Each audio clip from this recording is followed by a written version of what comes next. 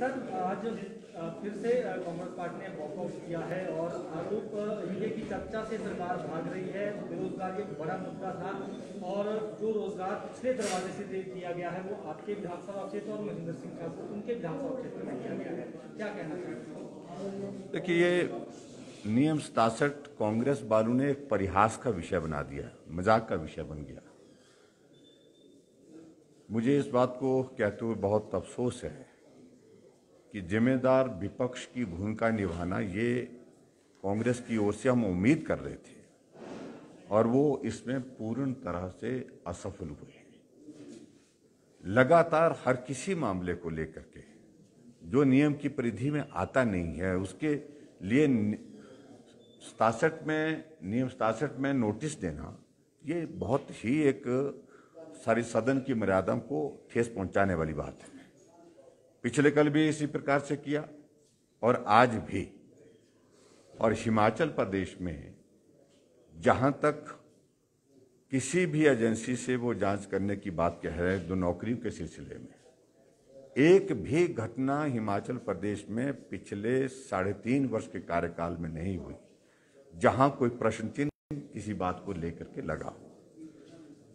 रोजगार हमारी सरकार की प्राथमिकता है और रोजगार पारदर्शिता के साथ हो, इस बात को सुनिश्चित किया गया है।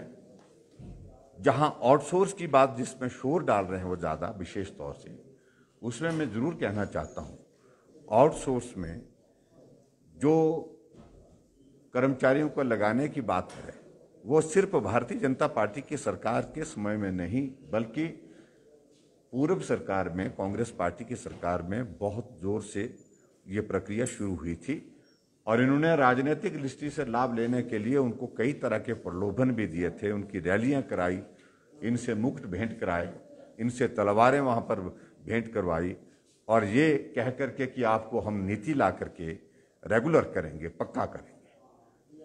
लेकिन वो भी परिस्थिति इनके सामने नहीं आई। परिहास बनाया, मजाक बनाया उन नौजवानों का। और आज अगर हिमाचल प्रदेश में हम आउटसोर्स के अंतर्गत अलग अलग विभागों में कुछ नौजवानों को काम दे रहे हैं, नौकरी दे रहे हैं, तो मुझे लगता कि कोई भी गलत नहीं है। जो नियम है, जो व्यवस्था है, जो कानून है, उसके अनुरूप ही दे रहे हैं। इसलिए इन सारी बातों का कोई औचित्य नहीं है, कोई अर्थ नहीं है। राजनीतिक लाभ लेने के लिए कांग्रेस पार्टी हर दिन कोशिश कर रही है कोई इस प्रकार का सेंसिटिव इश्यू खड़ा किया जाए, मुद्दा खड़ा करने की कोशिश की जाए जिसके कारण उनको कुछ लाभ हो। मैं इस बात को स्पष्ट करना चाहता हूं कि कोई लाभ उनको इस प्रकार से राजनीतिक दृष्टि से नहीं होने वाला है।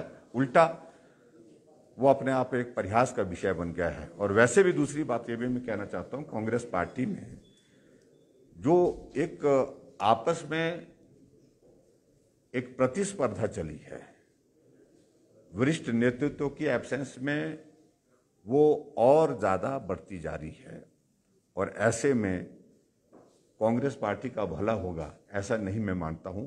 और मैं उनसे इस बात के लिए बार बार आग्रह कर रहा हूं कि आओ, सरकार चर्चा के लिए तैयार है। जो प्रश्न आपने पूछे उनका जवाब देने के लिए तैयार है, हम दे रहे हैं। और उसके अलावा जो भी चर्चा नियम के मुताबिक आप माननीय सदन में लाएंगे उसको स्वीकार करके उसके चर्चा करने के लिए सरकार को कोई भी आपत्ति नहीं है। पत्र जारी करने की मांग की जा रही है। देखिए, उनकी मांग के हिसाब से सारी चीजें नहीं चलेंगी। मांग करना अधिकार उनका है, लेकिन उसके बावजूद सरकार ने क्या करना है ये उसके लिए हम बाध्य नहीं है जो वो कह रहे हैं। सर, क्लाइमेट चेंज पर 130 के तहत एक सदन में मामला लाया गया है। अगर हम पिछले डाटा देखें कानून सरकार के, जिस पर जो लैंडस्लाइड का रेशो भी है 100% से भी ज्यादा बढ़े हैं पिछले वर्षों की अपेक्षा। कितना कंसर्निंग है चेंजिंग क्लाइमेट और सरकार इसको स्टडी करने के लिए क्या प्रयास करेगी, जिसका फसलों पे प्रभाव पड़ रहा है उसके बारे में? देखो, क्लाइमेट चेंज का रिफ्लेक्शन हम जो इंसिडेंट्स हो रहे हैं उनके माध्यम से मिल ही रहा है। इस बात को हमको स्वीकार करना होगा।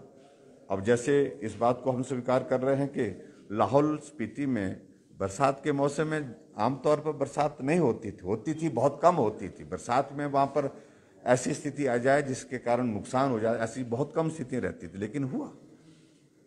बेमौसमी जो है वो बर्फ का पड़ना और सेब को बहुत बड़ा उसमें नुकसान हुआ, सेब के पेड़ को नुकसान हुआ, सेब के जहां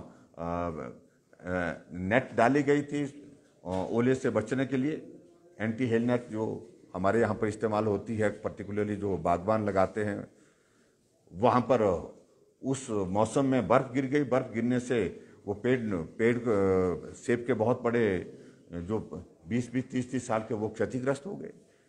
तो ये सारी चीज़ें उस दिशा में हैं। जैसे किन्नौर में बारिश नहीं थी, लेकिन उसके बावजूद भी वहाँ पर चट्टानें खिसकी और उसके कारण 9 लोगों की दुखद मृत्यु हुई।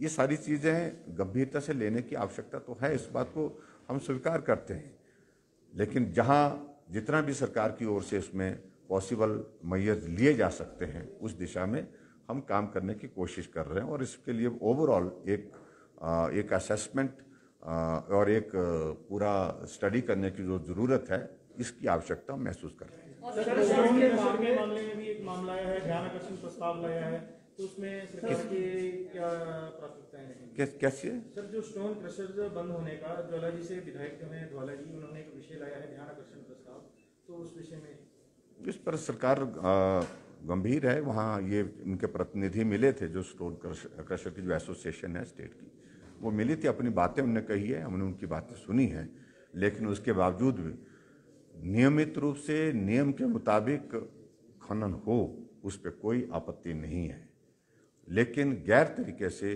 खनन हो और उस पर उसके कारण जो है प्रदेश के हमारे पर्यावरण को, हमारी इकोलॉजी को, उसको इफेक्ट हो, प्रभाव पड़े, तो वो चीज़ को लेकर के हमने कहा कि उसमें सख्ती भी बरती जाएगी।